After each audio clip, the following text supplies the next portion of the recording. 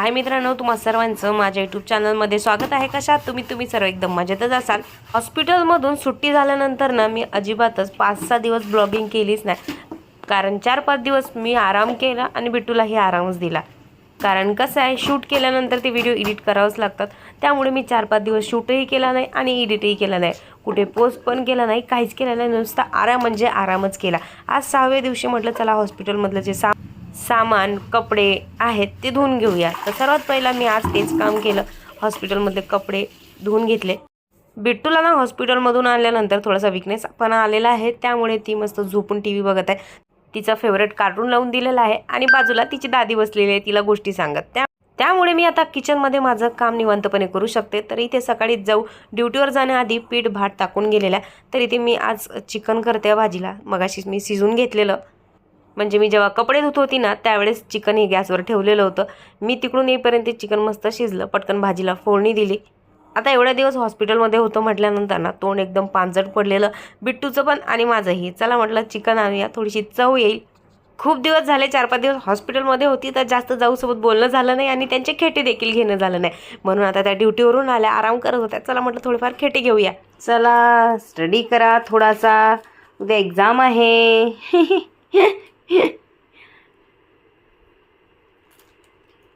चेहरा का लाती ये चांद सरोशन चेहरा, क्यों छुपा रही हो तुम बुक के अंदर, ये चांद सरोशन चेहरा और आ जाओ ऊपर बैठ जाओ। तसा तर बिट्टूचा फुल अभ्यास झाला होता, पण काय झालं ना ती आजारी पडली आणि काही दिवस घरी होती, 8-10 दिवस, त्यामुळे थोडंसं तिचं लक्षातून निघून गेलं। आता एका दिवसात काय अभ्यास होणार, तरी मी तिचं ओरल घेतच होती। स्टडी झाल्यानंतर आम्ही खूप मस्ती केली, कारण की मस्ती देखील खूप महत्त्वाची असते।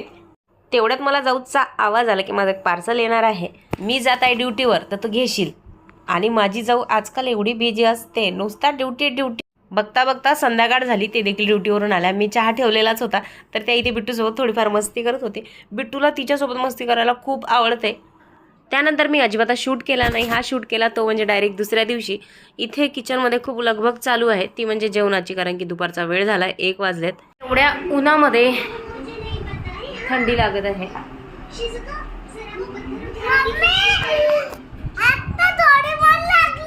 हो बाप रे, किती दिवसानंतर आमच्या टीव्हीवर डोरेमॉन लागलं।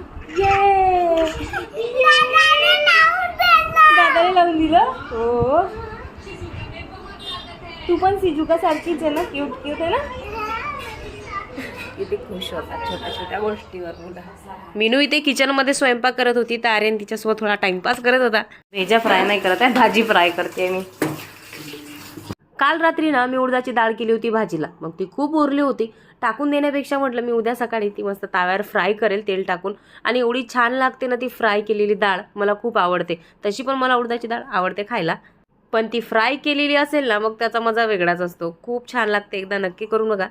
हो, आता आठवलं मला, मी तुला काय सांगत होती, मी तुला सांगत होती की मी बिट्टूची कशी हेअरस्टाईल आहे तशी हेअरस्टाईल करणार आहे। हो का, हे अशी वाली, अशी अशी आणि हे एवढे। हो का, नाही ग, करावं काहीतरी नवीन, खूप बोर झाला आता, तीच हेअरस्टाईल, काहीतरी नवीन चेंज। 4 दिवस हॉस्पिटलमध्ये आणि 5-6 दिवस आराम, त्यामुळे धुतलेल्या कपड्यांचा माझ्या रूममध्ये एवढा ढिगार लागलेला। चला म्हटलं पहिला हा ढिगार आपण नीट करून घेऊया। बिट्टूचे कपडे, माझे कपडे, यांचे कपडे, नुसता रूममध्ये कपडे, जिकडे तिकडे कपडे पडलेले। कुठे जर जायचं असलं ना त्यावेळेस माझ्याकडे एकही कपडे नसतात, तेव्हा तर मला माझ्या कपाटात पण कपडे सापडत नाही, पण ज्या वेळेस मी घड्या करते ना त्यावेळी एवढ्या मोठ्या कपड्यांचा ढिगार येतो कुठून हेच मला समजत नाही।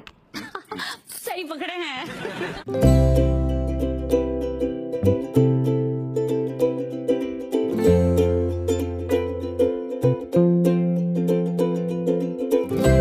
बिट्टू हॉस्पिटलमध्ये होती म्हटल्यानंतर 6-7 दिवसानंतर आई भेटायला आली। बऱ्याच वेळ आई मावशीसोबत गप्पा केल्या, इकडे तिकडे गोष्टी, खूप मज्जा येते। त्या आल्यानंतर दोघी बहिणी, जशा आम्ही कशा मज्जा करतो दोघी बहिणी, तशी त्या दोघींची मज्जा येते। तयारी सुरू झाली स्वयंपाकाची, तर कुकरमध्ये डाळ लावली होती आणि टोमॅटोची चटणी बनवणार होती, असा आजचा मेनू होता।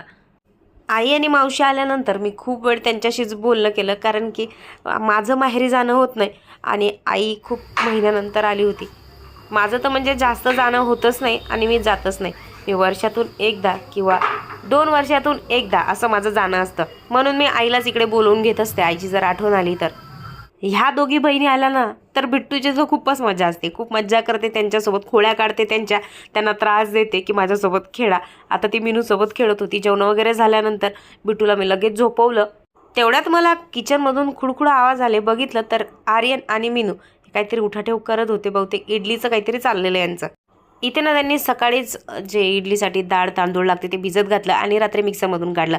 इथे मला ते विचारत होते की कसं काय करायचं, कारण की ते जास्त बनवतच नाही, त्यामुळे त्यांना माहिती नव्हतं. मला विचारायचंच म्हटलं तर मला इथे त्यांनी कामाला लावलं. म्हटलं उगीचच आली मी इथे विचारायला. असा होता माझा आजचा दिवस. ब्लॉग आवडला असेल तर लाईक नक्की करा.